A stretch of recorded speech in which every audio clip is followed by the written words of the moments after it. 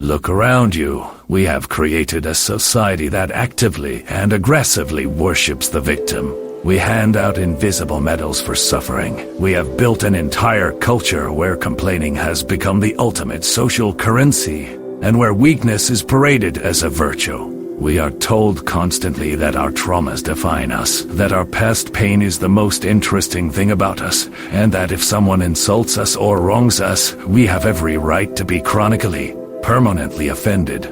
We compete in a tragic, endless game to see who has been hurt the most, who is the most oppressed, and who carries the deepest wounds. We collect grievances, perceived slights, and old insults like precious trophies, carrying them in a heavy, exhausting backpack everywhere we go. We broadcast our damage to the world, hoping someone will come to save us. But look closely at what this modern obsession with victimhood is actually doing to our minds. It is not bringing us justice.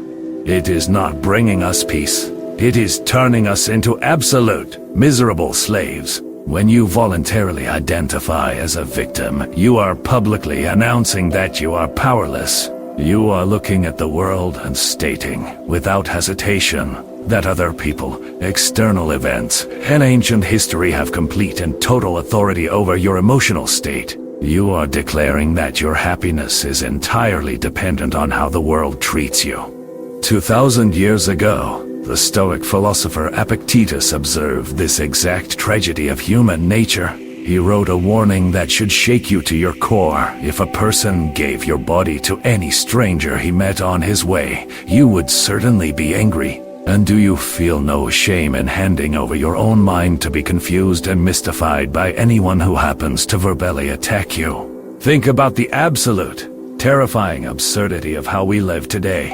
You lock the doors to your house every single night to protect your physical possessions. You protect your bank account with complex passwords and facial recognition. You install expensive alarms on your car. If a stranger walked into your living room and started dumping toxic garbage on your floor, you would physically fight them to defend your territory. Yet, you leave the door to your mind, the most valuable thing you possess, wide open. A random stranger on the internet, a toxic coworker, or a bitter ex-partner can say a single, meaningless sentence, and you allow them to completely hijack your peace, ruin your entire day, and steal your sleep. You willingly hand them the remote control to your own nervous system. You let them dump psychological garbage directly into your soul, and instead of kicking them out, you sit there and carefully analyze the garbage. You let them decide if you are going to be happy or furious today. Marcus Aurelius, a man who faced constant betrayal, daily assassination attempts, and extreme disrespect as the Emperor of Rome, understood the ultimate cheat code to human freedom. He was the most powerful man on the planet, commanding legions of soldiers, yet he knew true power was entirely internal. He wrote in his private journal, "Choose not to be harmed, and you won't feel harmed. Don't feel harmed, and you haven't been." Read that again. The harm is a choice.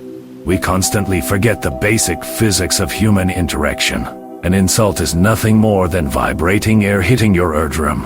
A hateful comment is just pixels on a glass screen. A word has absolutely no physical power to strike your skin, break your bones, or alter your actual character. The damage only occurs in the exact fraction of a second that you decide to agree with the insult. If a raving madman on the street screams that you are a dog, you do not drop to the ground and start barking. You ignore him because you know his words have absolutely no connection to reality. So why do you let the opinions of other, equally flawed, equally confused human beings destroy your peace of mind? You are actively participating in your own destruction. An insult requires your active cooperation to become a wound.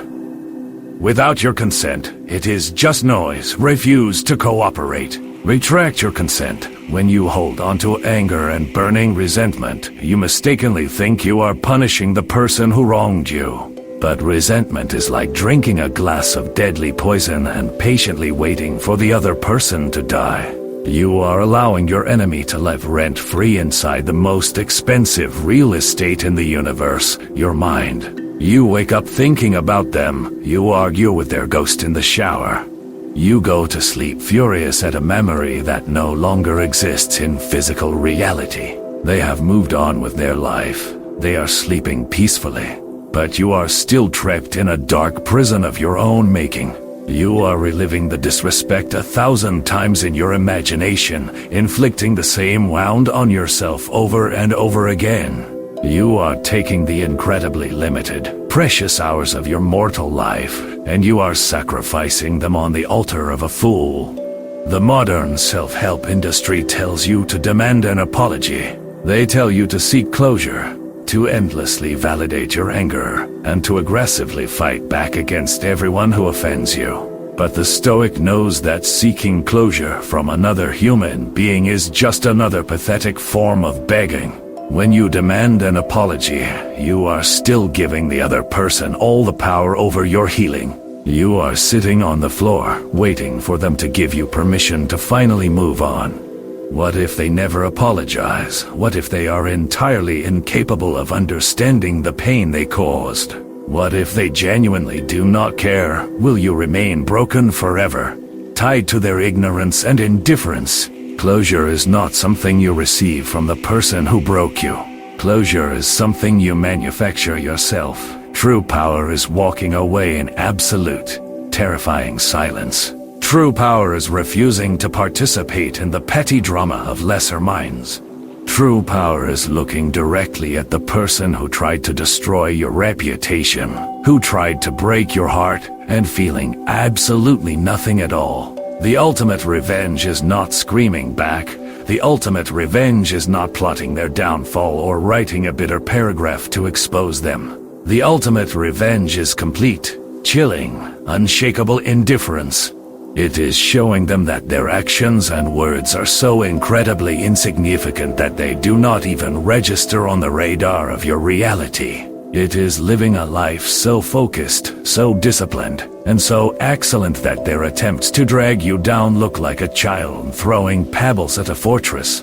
It is time to drop the heavy backpack of your past grievances. Stop carrying the stones of old insults. Stop trying to prove to the world how badly you were treated.